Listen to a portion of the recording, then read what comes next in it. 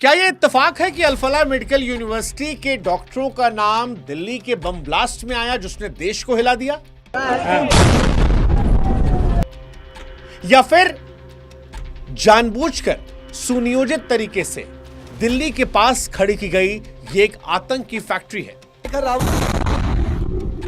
क्या यह medical college है या फिर आतंक का वो हेडक्वार्टर जिसने दिल्ली दहलाई, लेकिन जब उसका पूरा प्लान निकला तो पता चला कि साजिश तो दिल्ली के साथ साथ अयोध्या को भी दहलाने की थी, हिंदुस्तान को दंगों की आग में झोंकने की थी, हिंदू मुसलमान दंगे करवाने की थी, भारत में गृहयुद्ध करवाने की थी।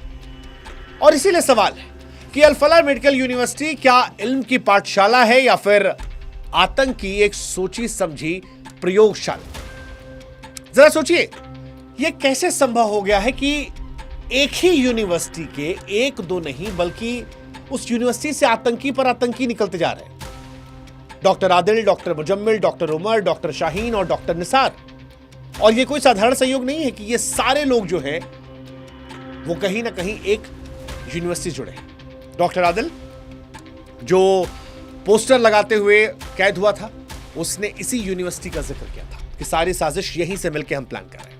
डॉक्टर मुजम्मिल जिसने खाद के नाम पर विस्फोटक छिपाया, जिसकी 9 लाख रुपए की तनख्वाह थी, अपने गांव देहात में एक बड़ा सम्मानित डॉक्टर था, लेकिन देश के दुश्मनों के साथ मिलकर वो देश को बर्बाद करने के साथ चल रहा था। डॉक्टर उमर जिसने अपने साथियों के पकड़े जाने के बाद खुद को फिदाइन बनाकर लाल किले के सामने i-20 कार में उड़ा दिया। खुद तो ये बाबर की नाजायज औलाद मरा ही, 13 निर्दोषों की मौत की वजह बना। डॉक्टर शाहीन जो जैश ए मोहम्मद से पैसे लेकर, मसूद अजहर की बहन से फरमान लेकर हिंदुस्तान में नौजवानों को भड़काने काम कर रही थी। और फिर डॉक्टर निसार उल हसन जिसे कभी श्रीनगर में आतंकवादियों के संबंध के चलते नौकरी से निकाला गया, वो डॉक्टर भी इसी यूनिवर्सिटी में आकर प्रोफेसर बन जाता है बिना वेरिफिकेशन के, और अब वो फरार है। इतने सारे आतंकी कनेक्शन के बाद क्या यह महज संयोग है कि ये सारे इसी यूनिवर्सिटी से निकल रहे हैं? और कहानी से डॉक्टर्स की नहीं है। वो जो गाड़ियों की तलाश हो रही थी, जिस गाड़ी को एनआईए देश भर में ढूंढ रही थी, वो भी इसी कैंपस से मिली है। और इसीलिए बार बार यह सवाल जहन में आ रहा है कि यह मेडिकल कॉलेज है या फिर साजिश का हब, एक मेडिकल यूनिवर्सिटी है या आतंक का गढ़। वो गढ़ जो 2019 में मेडिकल कॉलेज की शक्ल लेता है और 25 में आतंकवाद की फैक्ट्री के तौर पर नजर आता है। यह सवाल बड़ा महत्वपूर्ण है क्योंकि इस यूनिवर्सिटी की शुरुआत तो 1999 में हुई थी समाज सेवा के नाम पर, लेकिन आज देश को बर्बाद करने की पहचान वाली यूनिवर्सिटी बन गई है, आतंक का पर्याय बन गई है। और बहुत तेरे सवाल है, स्टाफ की भर्ती में लापरवाही क्यों? जब 20 से 30% डॉक्टर कश्मीर से हैं तो उन डॉक्टर्स के बैकग्राउंड की जांच क्यों नहीं? क्या ये अनजाने में हो गया या जानबूझकर आंखें मूंद ली गई? मेडिकल लैब में अमोनियम नाइट्रेट मिलता है, जबकि कोर्स तो ऐसा कोई है ही नहीं कि विस्फोटक सामग्री बनाई जाए। खाद के नाम पर कुंटल कुंटल यहां पर विस्फोटक हथियार बुला लिया गया। दिन में पढ़ा रहे थे, रात को जिहादी साजिश कर रहे हैं, कोड वर्ड ऑपरेशन का इस्तेमाल कर रहे हैं। अब एनआईए, ईडी सब जांच कर रही है, फाइनेंशियल रिकॉर्ड की जांच कर रही है। पता चलता है कि इस यूनिवर्सिटी को विदेश से फंडिंग आती थी और ये छिपा कर रख रही थी। टर्की में बैठे किसी हैंडलर से संवाद कर रहे थे लोग। सवाल फिर वही है कि क्या ये यूनिवर्सिटी अचानक अनजाने में आतंक का अड्डा बनी है या 2019 में मेडिकल लाइसेंस पाने के बाद एक बड़े खेल का यह हिस्सा है? सवाल हालांकि सुरक्षा एजेंसियों को लेकर भी कि राजधानी के ठीक बगल में आतंक का इतना बड़ा गढ़ बन गया, किसी को भनक तक नहीं थी, या फिर सिस्टम की चूक ने ही साख को हवा दे दी। बड़े महत्वपूर्ण सवाल है आज इस यूनिवर्सिटी को लेकर। बहुत सारी अपडेट है इस यूनिवर्सिटी को लेकर। इस यूनिवर्सिटी पर एक्शन हो रहा है, इस यूनिवर्सिटी पर ताला जड़ने की बात चल रही है, इस यूनिवर्सिटी के मालिक को लेकर बहुत सारे खुलासे हो रहे हैं। कहा जा रहा है डॉक्टर्स और अभी बहुत पकड़े जाएंगे। आज सब बताएंगे आपको, सब बताएंगे। हालांकि अब तक अगर आपने हमारा व्हाट्सएप चैनल नहीं सब्सक्राइब किया तो कर लीजिए, ताकि ये वीडियोस जो काफ़ी मेहनत जानकारी के बाद हम आप तक लाते हैं, ये आप तक तुरंत पहुंच सकें, आप भी इन्हें देख सकें, इससे जानकारियां ले सकें, अपनों तक शेयर कर सकें। व्हाट्सएप चैनल का लिंक हमने कमेंट सेक्शन और डिस्क्रिप्शन में दे रखा है। अब बताते हैं आपको इस यूनिवर्सिटी के बारे में। लाल किले ब्लास्ट के बाद जब उमर का नाम आया और वहीं से अल फलाह यूनिवर्सिटी स्टैब्लिश्ड हो गई, क्योंकि वो यहीं पढ़ाता था, और जो मुजम्मिल पकड़ा गया उसी ने बताया था। फिर बहुत सारे खुलासे हुए। खुलासा हो रहा है कैंपस के हॉस्टल रूम नंबर 13-17 में कुछ डायरी बरामद हुई है जिसमें ऑपरेशन, शिपमेंट, पैकेट जैसे कोड वर्ड मिले, और ये कोड वर्ड किसी मेडिकल कोर्स का हिस्सा नहीं थे। इसी कैंपस में वो संदिग्ध ब्रेजा कार मिली है जिसे बम स्क्वाड ने सील किया है। सूत्र कहते हैं कि रात के वक्त हॉस्टल में मीटिंग होती थी और इनमें कई और लोग भी शामिल होते थे। वो कौन लोग हैं, उनको पकड़ने की कोशिश भी की जा रही है। इस यूनिवर्सिटी में पढ़ने वाले अधिकतर बच्चे जो हैं वो कश्मीर, बिहार और मेवात के हैं। हर साल अरब देशों से डोनर्स दान के नाम पर मोटी रकम दे रहे थे। हालांकि ट्रस्ट से दावा कर रहा है कोई फंडिंग नहीं थी, लेकिन ईडी की जांच में पता चल रहा है कि अरब से आया पैसा दान नहीं बल्कि टेरर फाइनेंसिंग कड़ी भी हो सकता है। बैंक खातों की तलाश की जा रही है। अब क्या ये पैसा वो टर्की में जो हैंडलर था वो भेज रहा था, जैश ए मोहम्मद से आ रहा था, कहां से आ रहा था? क्योंकि तनख्वाह मोटी मोटी थी डॉक्टर्स की, 8 लाख 9 लाख, उसके बावजूद ये टेरर एक्टिविटीज का हिस्सा थे। जेब से तो लगा नहीं रहे होंगे। इस यूनिवर्सिटी के बारे में जितना बताया उतना कम है। विवाद पर विवाद इस यूनिवर्सिटी की पहचान बन चुके हैं, जैसे झूठी मान्यता का दावा। यूनिवर्सिटी अपनी वेबसाइट पर NAAC+ मान्यता का दावा करती है। हालांकि इस दावे को NAAC ने फर्जी बताया और कारण बताओ नोटिस जारी किया है। इसके बाद यूनिवर्सिटी की वेबसाइट बंद हो गई है। इस यूनिवर्सिटी में स्टूडेंट्स का डेटा जो है वो गायब है। कै बच्चे पढ़ते हैं इसका कोई आधिकारिक डेटा नहीं है। 800 बेड का अस्पताल, MBBS की 200 सीटें, MD MS की 50 सीटें, इंजीनियरिंग से लेकर सोशल साइंस का कोर्स, लेकिन ट्रांसपेरेंसी नहीं है। Is it really possible?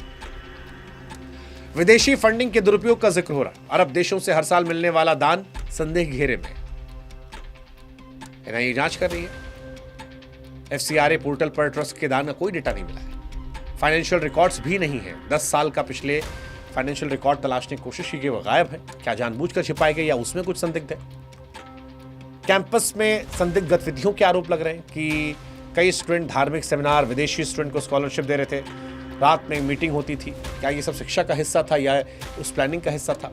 इनके चांसलर जो ट्रस्ट है उनका खुद का काला इतिहास है। इस अल फलाह चैरिटेबल ट्रस्ट के जो फाउंडर हैं चांसलर जावेद अहमद, उनका अतीत खुद संदिग्ध है। 2001 में मध्य प्रदेश के महू में अल फलाह इन्वेस्टमेंट कंपनी ने मुनाफे का लालच देकर लोगों से ठगी की थी। उसके बाद परिवार समेत तो दिल्ली भाग गए थे।